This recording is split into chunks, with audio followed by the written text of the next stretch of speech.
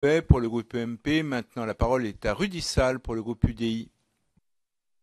Oui, Monsieur le Président, mes chers collègues, d'abord à mon tour, je voudrais saluer le travail réalisé par Madame Buffet, qui était un réquisitoire d'ailleurs dans bien des aspects. Et je tiens à l'en féliciter parce que c'était extrêmement réaliste. Et oui, oui, oui, mais non, mais attendez, c'est pas nouveau, c'est pas nouveau. Vous savez, il y avait un ancien doyen de l'Assemblée nationale qui était député niçois et qui était un défenseur du sport, Charles Herman, que certains d'entre vous ont connu. Et il avait le courage de voter toujours contre le budget des sports, qu'il soit dans la majorité ou dans l'opposition, parce qu'il considérait que c'était un mauvais budget. Mais les choses n'ont pas changé.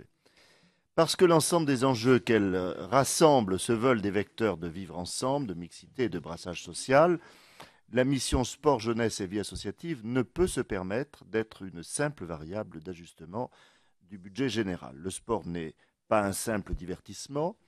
Le sport, c'est le sens des valeurs, c'est le goût de l'effort et le développement de l'esprit collectif. Le monde du sport fait travailler et vivre des milliers de Français et fait rêver aussi des millions d'autres. Le monde associatif est devenu au fil du temps une composante indispensable du socle économique, social, solidaire et environnemental du modèle social de notre pays. L'ensemble de ces institutions, comme l'Agence du service civique ou l'Institut national de la jeunesse et de l'éducation populaire, l'ensemble des acteurs qui donnent tant méritent tout le soutien de l'État et bien évidemment un soutien financier sans faille. Mes chers collègues, le président de la République aurait-il fait une fois encore, et une fois de trop d'ailleurs, marche arrière? Nous le craignons en effet, car la priorité donnée à la jeunesse est une promesse morte-née, et ce budget 2014 en est la preuve. Les crédits accordés pour le programme Promotion du sport pour le plus grand nombre sont divisés par deux. La vie associative et l'éducation populaire voient leurs crédits baisser également. Ainsi, dans leur ensemble, les crédits alloués à la jeunesse et à la vie associative subissent une baisse préjudiciable de 2,5 millions d'euros. Là aussi, les moyens semblent grandement déconnectés des objectifs et des ambitions que le gouvernement s'était fixés. Alors, certes, dans le même temps, l'arrivée d'un nouveau programme dans cette mission intitulée Projets innovants en faveur de la jeunesse est à mettre à votre crédit, mais à y regarder de plus près, son contenu apparaît bien léger et il n'y aurait qu'un pas à franchir pour y voir là une nouvelle tentative du gouvernement de nous lancer de la poudre aux yeux.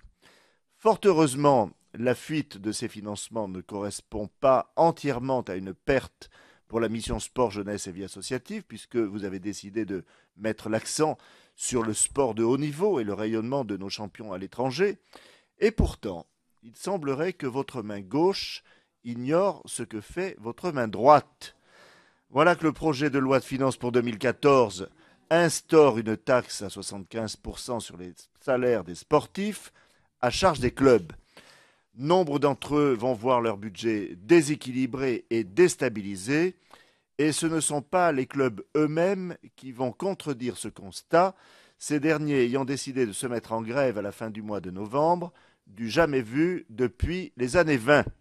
Vos choix sont définitivement fâcheux et mauvais pour le monde du sport, pour l'accès de tous aux activités physiques et sportives, et pour le développement du monde associatif. Voilà pourquoi nous ne pouvons, au sein du groupe UDI, qu'émettre un avis défavorable sur les crédits de cette mission. Je vous remercie. Merci Rudy Sall qui s'exprimait pour le groupe